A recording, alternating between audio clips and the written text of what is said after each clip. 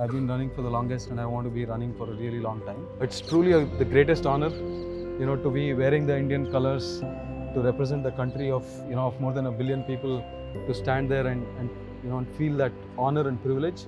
I don't want to be soft with my body, right? And I won't say punish really, but I want to be pushing, right? I want to be pushing the limit of what my body is capable of doing. Not when I'm in my 20s, not when I'm in my 40s, and hopefully not even when I'm in my 80s. Yeah. How beautiful it is that this person, lost his life when he was doing something that he truly loved. Is that you need to be quite precise with what you're telling the story that you're telling in your mind. To an extent that if you start throwing numbers there as well, right? If you start telling your mind that you want to get to, don't say you're going to do a good race. Say you're going to do a 200 kilometers. Did you just think about what your family may think? Yeah, exactly, right? So you what's the point in kind of carrying to a grave a very intact body, right? And that's why they say every finisher is a winner. This is Life Unbounded, a series of conversations and stories of creators, achievers, and leaders from all walks of life. People who have made a meaningful difference to life and the society around them. And I'm your host, Shashikiran.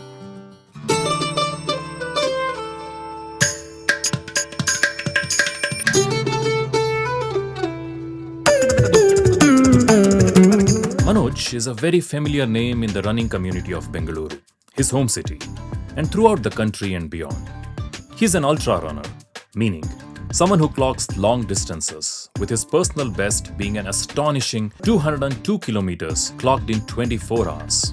He was part of the bronze medal winning Indian national team in Asian and Oceanic Championship in Taiwan in 2018, which was a pinnacle of his running career. He has had numerous top finishes in marathons, 12-hour runs, and the grueling 24-hour events.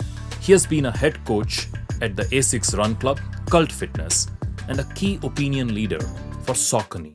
Manoj balances a young family, a full-time professional career, along with his passion for running.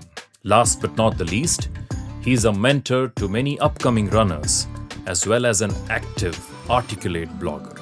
It's my immense pleasure to bring this conversation to you.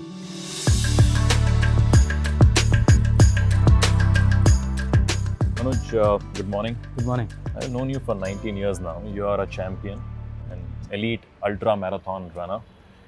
But more than anything, I know you as a friend. And the first thing that strikes me when I think of you is how you have changed physically from the muscular Manoj that I knew in 2005 to this lean, thin, mean machine that you are now. In what physical form are you at this point of time? Little bit of an injury timeout, Shashi. I had an unfortunate accident. It was a road accident, unfortunately. It got nothing to do with my running or the sport. The last 8-9 months has been, just getting back, trying to heal my knee. So I had to get it operated and all that. So, are you visiting a stadium after a very long time? The track is really magical, the kind of energy that it gives, and I hope, some will rub off my, my injury as well. Great motivation. Thanks for getting me back on the track in a sense. But what's your mindset to recuperation? What's going on in your mind? I certainly want to get back to running to the form that I was before the accident. Just a small one incident cannot define your life. I've been running for the longest and I want to be running for a really long time. So this is a temporary setback, if you ask me. Maybe another couple of months. I've always been saying that it's only 2 months and I'll get back to running. It's been about 6 months now, but I'm hopeful this time. Also all the doctors and the physiotherapists and all of that, share the opinion. We all working as a team to get. Feeling desperate to start again? No, I'm going to wait it out. Just doing the logical thing in terms of being sensible with injuries. I think there's no shortcut to recovering from an injury as well. It's important to give it the time. You are in your early 40s. You have at least another 60 years of running. Yeah, I want to be running. I want to be running a really long time. So yeah, you could say I'm in my teens as far as running is concerned. So one thing. Let's say you look back on your running career of last 2 decades. What have been the highlights? What do you remember in terms of highlights, in terms of milestones, in terms of achievements that you have done? What comes to your mind? So it's a funny thing. Especially when you look back over look back at anything like 10-15 years, your perspectives can be quite laid out. In my case, I always like to think of it as something that happened to me quite serendipitous, right? It just there was a little bit of a the way it came to me, the way running came to me was very somewhat accidental, but I managed to stick with it. So what they say is success comes in as a as a meeting point between opportunity and hard work. In my case, I put in the hard work without even knowing where it is heading. Okay. Right? All the years and years of running, and suddenly there was a great opportunity for me to bring it together, and this great opportunity happens to be probably the pinnacle of my running career, which was the time that I got to represent the country. So I was selected to represent India for a 24-hour running ultra championship. Okay. This was the Asian Championship that happened in 2019, and I was a part of the Indian team. 2019. And this is a 24-hour non-stop run that people do. Yeah, this is a 24-hour run. Essentially, you start at in this particular case, it started 9 a.m. and went on till 9 a.m. the next day. Okay, and where was so it? You're running. This is in this was in Taiwan, and there's an Indian team. India selects out of all the applications about 6-member team to represent the country. It's truly the greatest honor, to be wearing the Indian colors to represent the country of more than 1 billion people, to stand there and feel that honor and privilege. I think is truly unbelievable. I don't think there is anything else that I have done in my running career or in my life that can ever beat that feeling. It was truly phenomenal. Apart from that, there's a whole lot of joy in anything that you finish as far as running. So that's one thing that you remember very clearly. That's like but like what the else? highest. I mean, there must have been some other achievements. Yeah, I mean, there are I'm loads. sure. Yeah, there are plenty of them. Every target that you take on, and every race that you participate, and everything that you manage to finish, is truly a reward in itself, right? Because when you set out, I mean, look at the nature of the sport, right? For a marathon, for something like a marathon to become successful, to come together, you need a whole lot of elements that need to that need to come together, right? It can be anything from your own physical condition, your training, your mental state, the lead up to the run, right? And there are a whole lot of external conditions, the variability in terms of the weather, the conditions on that day, the city that you're running in, all of that, right? So when you successfully finish a marathon, and to have checked all of those boxes, I think it's a great high in itself, right? So every event, every run that you manage to finish is a great achievement. So tell me one thing, what then differentiates a winner from the runner-up with so many variables in? Is it just the hard work? Is it something that has to click on that day? What is it? And in longer races, and just because there's so many variables, right? And that's why they say every finisher is a winner, right? In a marathon. The only thing is, and interestingly, I was talking to a few elites who we get to interact whenever these events happen in India, right? So I think it was Paul Tergat way back about 10 years back, when he had come down and when we were interacting, someone asked him, so the effort that you put in to finish an event in a race in like 2 hours something, so how does that match up to someone of a non-elite or an amateur? And he was like really amazed and surprised by how amateur runners are able to do this, right? I mean, look at it from an elite's perspective. He's saying, how do you guys manage to run for 5 hours? I can't even manage to stay on my feet for anything longer than 2.5, right? So that is his perspective. His perspective is, forget the pace for a minute, right? Just for you to be there and do it for like 5 hours is amazing, right? So it's just a different perspective. Every one of them, and the reason why I say everyone is a winner is because everyone is pushing the limits of their capability, right? Whether it's an elite who's who's really maybe also gifted and also trains and has got different motivations, or it could be someone who is like really amateur. All of them on given that particular day are really pushing their limits, and I think that's truly phenomenal. Is there nothing consistently different between the winner and the one who comes second, the second and the third? Look, if you look at the truly professional sport, there's really a very, very thin line that separates the two of them. So there are cases where you there are standout performances and there are standout elites, but let's keep the outliers, right? But if you keep the outliers out for a minute, and if you look at the vast majority of what follows, I think the difference is really. How do you feel when, let's say, you are the number one on the podium versus when you're number two or number three? Just privileged and lucky, and it doesn't matter to you, one or two or three? No, not really. No, because that was not the choice. That was not the reason why you got into the sport. And like I said, I could be number one on the podium, but it could be simply a factor of lack of competition than anything else that got me there. Without having been on the podium at all, on a given day, if I am able to satisfy myself, have I managed to convince myself that this performance, this is my best performance? If the answer to that question is yes, regardless of whether it was podium or not, I think you have achieved what you wanted to. Understood. Okay, let's now talk about your formative years. I think you already hinted at the fact that you started running, or you picked up this sport quite late in your life, comparatively speaking. So what were your formative years like? Where is running in the genes? Is it something that you did in the school? Just kind of reflect back on this whole journey of running. Yeah, so this was, I didn't have any formal training, in any kind of athletic events, growing up. I must have participated in those, one-off events that happen in school and things like that. Nothing to write home about. Initially, what introduced me to running was really, it came about as in school. We used to have this.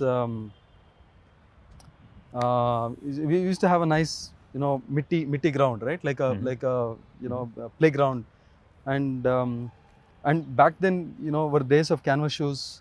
And this is Bangalore. This is in Bangalore, and kiwi shoe polish, right? So in the assembly, you would get pulled up, if your shoes are dirty. In my case, I love to be outdoors. I think that was one thing that has stayed with me.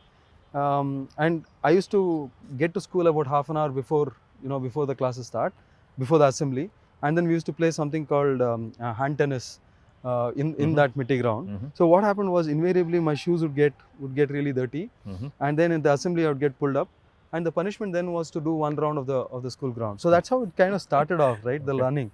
So every day, it became quite natural for me to to do that one round before I get into school. So I think the running started there. Then you started enjoying those punishments? Look, I mean, I never complained. Okay. I think that's the distinction. I mean, not have enjoyed it thoroughly, but I was not the kinds, and I'm not the kinds even now, who complains about conditions, right? Whatever it is, right? I mean, you have to go and get it done. That's about it. But this reminds me of a movie called Pan Singh Tomar, where I think the guy enjoys getting those punishments, and he became a steeplechase runner for India. And yeah, I mean, I don't see it. I'm quite indifferent somewhat. I'm quite neutral, to how I feel about some of these things. So, I mean, it's not like it gives me great joy to to punish, to get punished. Neither, the rewards. Okay, so that's where some seeds were sown, and then And this is which school was this? I mean, this was in Poorna Prajna. This was in Poorna Prajna in Shashikiran. Okay. So they have a nice big ground in front of the school. So that's where we used to play. So I used to be thin and puny. So I started, someone told me you have to go to the gym and put on some weight and all of that. And I took most of these things pretty seriously, right? So try to find out what's the best way to do it. Try to get the system in place, right? So then I could follow a systemic process. Gave it the amount of time that it takes to do these things. So back then, we had a coach called Sunu Abraham, and he was a Mr. India at one point. Okay. So I went to the gym, took notes from him. This was during your. This was when I was in my graduation, Okay. right, days. Which And was in. which was in Hassan, Uh-huh. in MCA Hassan. But I did all my homework in Bangalore, and then went there, used the gym that was there on campus too. And you're not doing that because of running. That was nothing No, to do with running was not in the picture at all.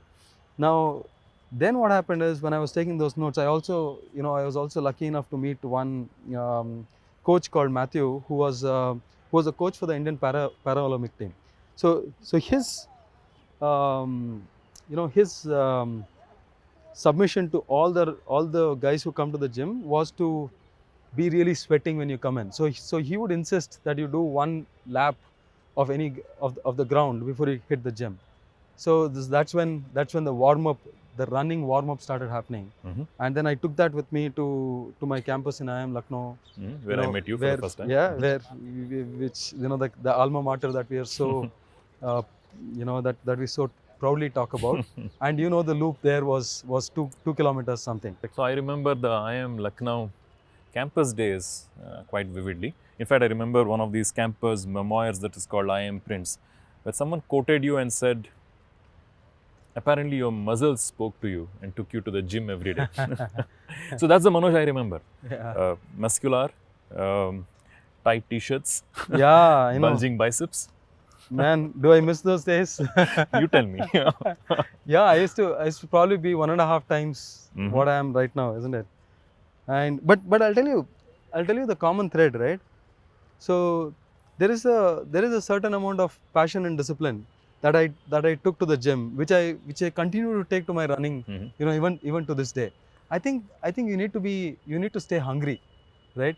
So in the gym as well, the idea was, I mean, you pump those muscles and you do those workouts, but the discipline part of it, I don't think I've missed even a single day of a workout. I used to follow the plan which I had created some years back with Sunu, followed that to the T. In fact, what it helps when you are doing it yourself and you kind of figure out what works for you and what doesn't, then you are also able to kind of pass it on to others, right? Then the others start, and then you start sharing notes. There's a lot of that happens, And also fair to say this, because these were the days when information was not Absolutely, nowhere right? as available Yeah, as it exactly, is now. exactly. So you probably started understanding your body better because Absolutely, totally. And then you also start appreciating that there are a lot of limits that are there is what you create in your mind, Mhm. right? You can when you actually put in the hard work, you can actually start seeing the results. I think those were the initial lessons, and this lesson comes from sport, regardless of what the sport is. I think you take it into a whole lot of even if I take it to another sport today, I think a whole lot of those tenets will still hold true. But just on that topic, not knowing about a limit because you have not read about it, not knowing about a limit because you have not spoken about it to someone, does that just help you to cross that limit because that mental boundary is not there? I would tend to think, I would tend to, I'll give you both perspectives, right? There is, of course, if you look at some of the most spectacular performances, sometimes it comes, like you said, when you're like completely ignorant of what that limit is. So you're pushing yourself, and then you figure out, hey, you know what? This is like the top 3 performance in the country. It can happen. But of late, I've also started figuring out that there's a whole lot of a great power to visualization, right? To an extent that our minds will only take you to places where it is familiar. So can you start getting in your mind, can you start creating that place in your mind, which then the body will get to, right? And for you to do that, one of the things that I've also started figuring out is that you need to be quite precise with what you're telling the story that you're telling in your mind. To an extent that if you start throwing numbers there as well, right? If you start telling your mind that you want to get to, don't say you're going to do a good race.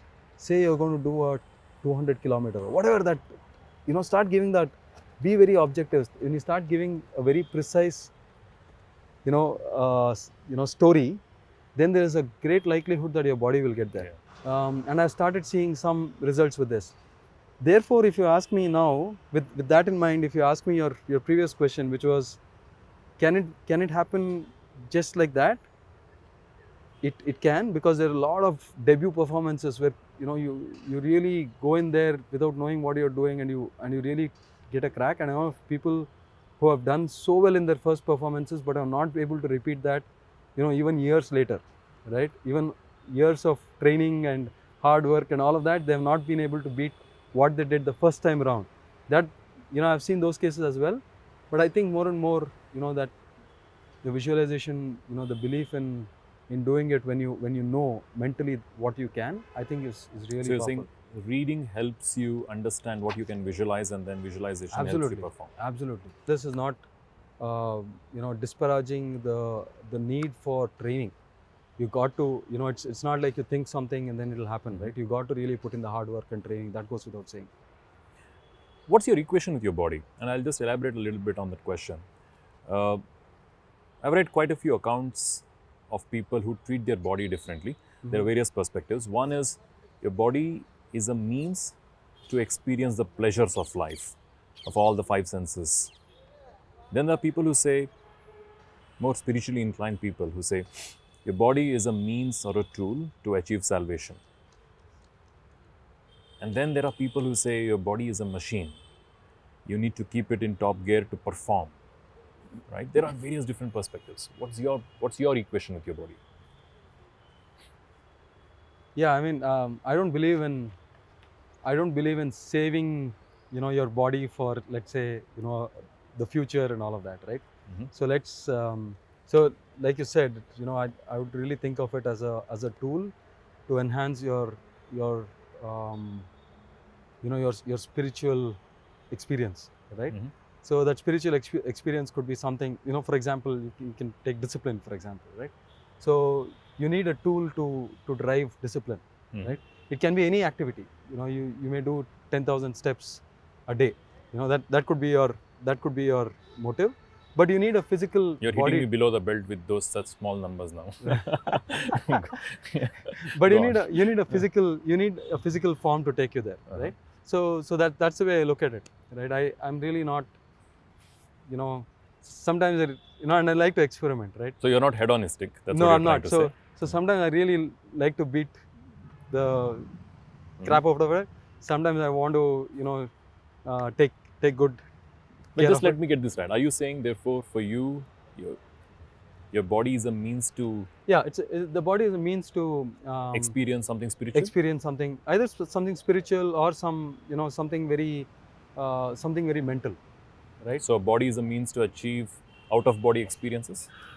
It could be that, if that's what you that's what you want, right? But it could also be something, something very physical as well, right? Because you can't, I mean, if you're thinking, hey, I want to do 10,000 steps a day, there's no mental or a spiritual component to it, but it's just more physical, and you need a tool to get there. But are you ready to punish it to get great Absolutely. performances? Absolutely. Has punishment become a pleasure? No, it's not. So sometimes you'll have to kind of cross that barrier, right? You can't be soft, right? I'm never soft with my body. If I don't want to be soft with my body, right? I want to be, and I won't say punish really, but I want to be pushing, right? I want to be pushing the limit of what my body is capable of doing. Okay, I don't want to be soft very tangential. at any question. point in my life. Not when I'm in my 20s, not when I'm in my 40s, and hopefully not even when I'm in my 80s. Yeah. Right? I want to be pushing it. And if it breaks down, so be it. Yeah, what's the point in kind of carrying to a grave a very intact body, right? Let's break down a few things. And and my knee, for example, is the second time that's happened. And medical science has really advanced to a place where, the surgeries have improved now.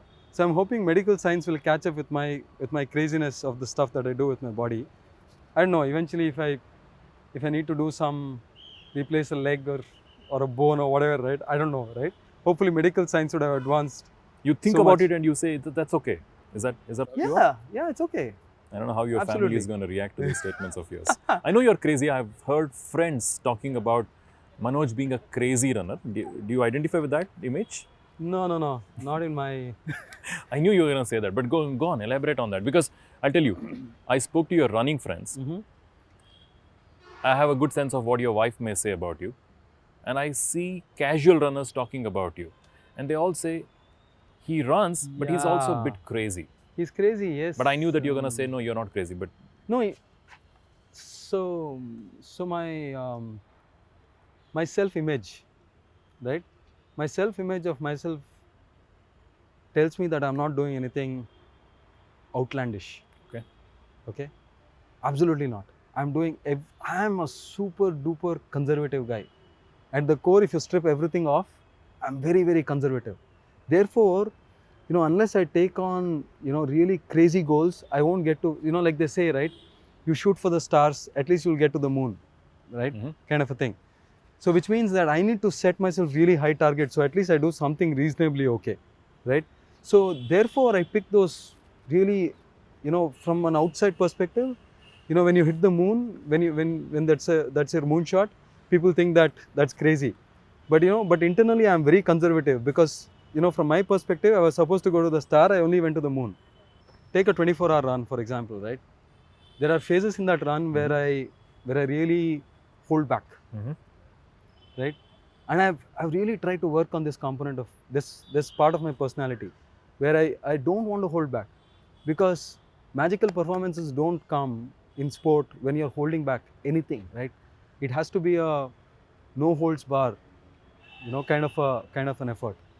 But unfortunately, in my case, it's a little bit of a personality thing. I don't think I find it very, very difficult to remove the conservative part To let of go. it. Yeah. Just tell me one thing. Has it ever crossed, either in your mind or your friends, elite runners, that you're running this fast, it's a 24-hour run? I mean, I can't even imagine as a layman what a 24-hour run feels like. That you may have a breakdown of the extreme kind that your heart may fail. Does it ever occur? So we had this very interesting. Did you just think about what your family may think? Yeah, exactly, right. So you kind of no. So you weigh these things, and I'm brutally honest when it comes to these things, right? So there was a conversation that's going on. There are some unfortunate deaths, that have fatalities that have happened, off late in some of the races, and this question keeps popping up, right? Are you pushing it too much? So when that happens, and my immediate reaction to that question when someone put it a few years back was, I said, how beautiful it is that this person, gave, lost his life when he was doing something that he truly loved. Like an actor saying that I breathed my last on the stage. Isn't that really amazing, right? You're doing something that you truly love, and that's how But isn't there an age for it? should there be an age, right? So when I said this, the counter that I got was, they said, but isn't that selfish? Aren't you then only thinking about yourself and not the people who are around you? When you are pushing yourself so hard, are you considering the other people around you? My answer to that is, there are things in life that you do for yourself, regardless of how, however sugar coated you want that answer to be. I think we come into this world by ourselves, we go, from this world by ourselves, and that's the bare truth. Can you take that away? Just because you love a whole lot of people, you can't take them with you, right? There are some things that you do for yourself, and when it really comes down to that, and if you want to call it selfish, so be it.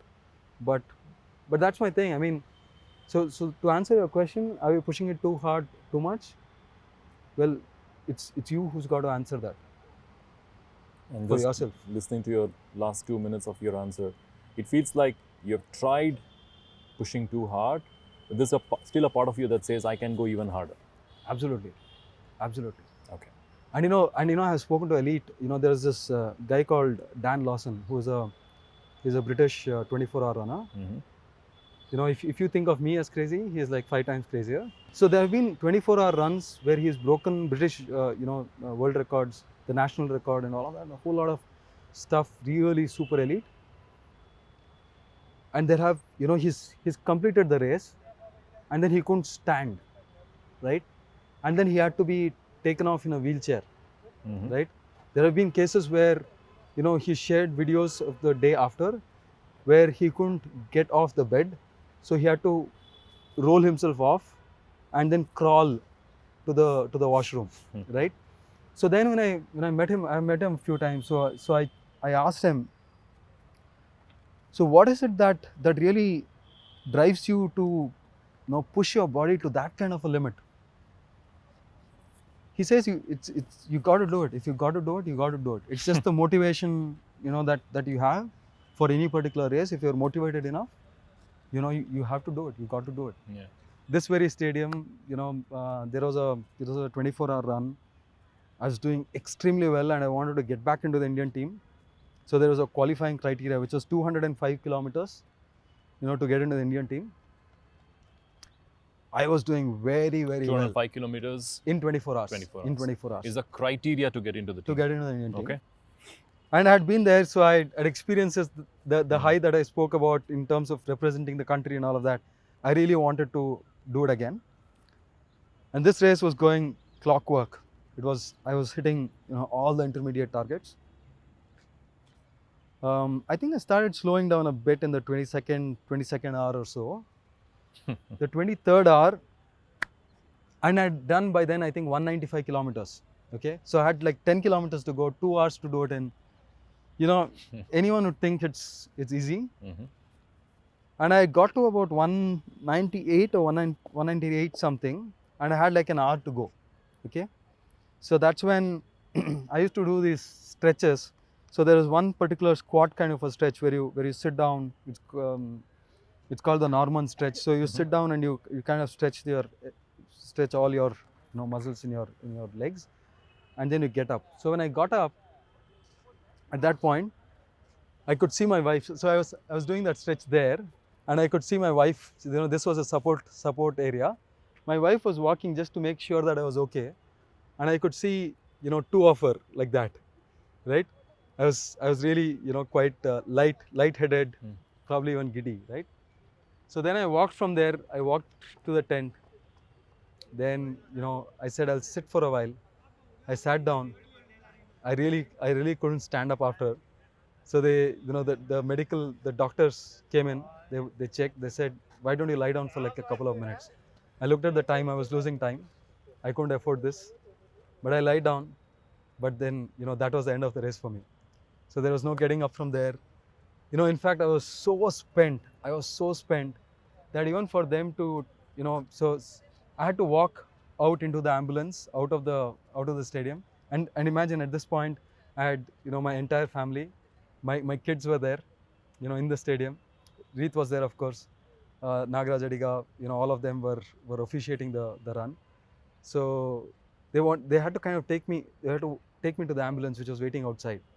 They decided, that there was no way that I could walk across the track. They put me in a stretcher, right, with great difficulty, because every small movement was giving me grief. My legs were screaming in pain, and I couldn't even take my socks off. I have this, claim to fame that I got Reet to, to tear an Olympian of such great repute, to cut my socks, and so that my legs could breathe. But yeah, I mean, when you visualize this entire incident now, what would you have done differently? Probably not stopped at 198? Probably not. Yeah, of course. There are two things I would have done differently. One, I wouldn't have done that stretch, because simply getting down and getting back, up, especially when your muscles are that fatigued, stretching is not a great idea. So that's just the scientific side to it. Two, when I'm so close to a 198, I think I would have pushed a little longer. I wouldn't have sat down. If I didn't sit down, probably I would have done a few more laps. Maybe I wouldn't have qualified for the Indian team. I don't think I had in my legs that day to do a 205, but I would have gotten over 200. I think. To come to 198 or even 195 with 2 hours to spare and not making it through. Yeah, what goes on in your mind after that? Yeah, it's crazy, isn't it? I mean, I call it the most successful failure in my career. right? Anyone else or any other day, you would have easily completed the 205. Yeah, well, I mean, a 10K in 2 hours is like a walk in the park, right? Literally, right? But what would Such I is mean? You kind sports. of, yeah, such is the nature of that 24-hour beast, right? There are days when you pick up your legs after 23 hours. That's happened to me as well. You know, contrast that to another race where there was this guy. I mean, this was my qualifying, the one that I qualified. I was leading the race. After like 16 hours, I got into the lead position, and I stayed in the lead position on that particular day. And we had like all big stars, you know, in that race. To get to 16 hours and lead the race, I think was very special by itself. But I stayed in the lead until the 22nd, 23rd hour. I had a friend of mine who was keeping track of competition. I didn't do it myself because I said, you know, what's competition, right? It's competing only with yourself. What's all this? You know, I never got into the sport to get into the podium. But then he told me, Manoj, after having been in the lead for 22 hours, you don't want to give it up in the last, you know, in the end. So just keep running. You know, walk a bit if you have to, but just keep running. Don't slow down. He knows, you know, that I hold back, that I conserve sometimes and things like that. He didn't want me to, so he was nudging and And was he pushing a me. fellow runner? He was a fellow runner. He had done a 12-hour run and he was supporting me after, good, right? Good. So he was not on the track, but he was following the results quite closely. So at that point, he told me, there is this guy who's chasing you, right? And he will get to you, and the difference between you guys is like 5 or 6 laps. He will get to you. Now for every 2 lap of yours, he is lapping you, right? So in 10 laps or 15 laps, he'll get to you. So it's up to you what you want to do. You know, you have 1 hour to go, you figure out, right? So then I, you know, that again the same track. So I went into the Portaloo, right? So I have these Portaloos. So I went in the Portaloo. I put my head down like that. I could feel the fatigue, right? I'm standing there and I could feel that, you know, that sensation come up, right? You're like super tired. You've just stopped, and your body is like telling you, that's enough. You know, you've done enough. And I had crossed all the targets that I had in my mind at that point. But then I told myself, okay, let's give it a shot. Okay. So I came out of the Portaloo, and for the rest 45 minutes, I didn't stop at all, right? And I beat, you know, I stayed some 10 laps ahead when I finished. How many You know, how many kilometers overall? I did a 190 in that particular run. Wow. But the last 45 minutes was non-stop, right? There have been you know, experiences like this. This you know, is the that stuff of a happen. movie, man. It's unbelievable. You won't believe it. You know, I don't believe it myself. You know, I kind of think to myself, how can this happen? Like, you know, there have been runs where 10 hours into the run, okay, you have run 10 hours, you know, on the trot, and usually the first 10 hours you don't stop at all, right? Not even for eating and stuff like that. So I've gone 10 hours, and after 10 hours, I think, you know what, I'm slowing down a few seconds a lap now, right? Like I'm going 20 seconds slower than what I need, what I was doing in the last hour. Can I pick up my feet now? Okay. And then I see these two guys who are like way faster than me on any given day, right? I'm like a 320 marathoner. These guys are 240 marathoners. Okay, they're like super fast. But then I decide to hold on to their pace, right? And then for the next 30 minutes, you're going like, you know, you're doing a tempo workout, like you just started, like the 10 hours meant nothing to you. And I was like, where did this come from? You know, how is this even possible, right? And then, you know, so these are some of the things that get you to wonder, what is the physical part of these, you know, these events, right? Is this all mental? Is therefore that concoction that happens in your head, is that the driver for everything that you do, right? And I found answers, you know, in all walks of life, right? Just tell me one thing. You said, or you can, it's very easy to kind of understand when you talk about running, your experiences, right? That one has to be focused on one's inner own self in order to become a great performance athlete. But this India run of yours, when you represented the country, at one point in the race, it was not about you. You had to let go of yourself to make the team perform better, right? Was it an unusual race in that sense? Or maybe talk a little bit about the experience. I think the weight of expectation, how can you get into the starting line of that race without giving your 200% in training, right? So we need that's where, you know, you probably need a coach to kind of hold you back. You know, I went all out in training for that particular event. So there is a particular amount of fatigue, the training fatigue that you carry to the start line. And then the conditions were so different, right? In Taiwan, it was very dry heat. The race started at 9 a.m., which we were not used to. From 9 to 12, you know, we all got roasted in that stadium, literally. You know, we were all, you know, it was like a frying pan, to be honest. And I got supremely spent in the first 4 hours itself. My decline started, and that never happens. You know, for an ultra runner who's looking at 10 hours, 12 hours, and all of those kind of you know, time frames, you know, to go and get a stretch done, you know, from a physio after 4 hours, I thought was itself, you know, that's when my race started going downhill. But the thing is that after about 12, 16 hours, I started seeing what was happening around me. You know, our support team was really stretched. It was a small support team. We don't have the luxury to send large teams to, you know, to support athletes. So in many cases, you know, we had a team manager who had doubled up as everything from a paniwala, like he, you know, like he likes to call himself. We had a doctor, like a physio.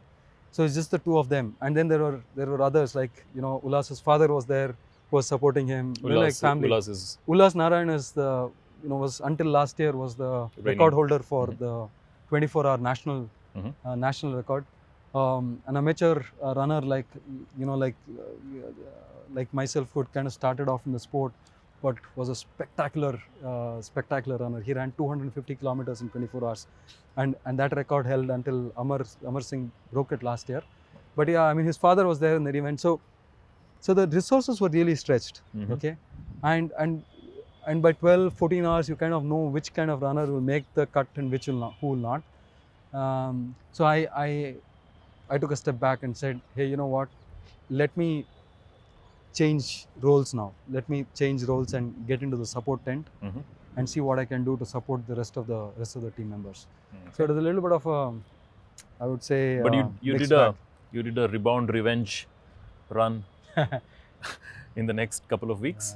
What did you do?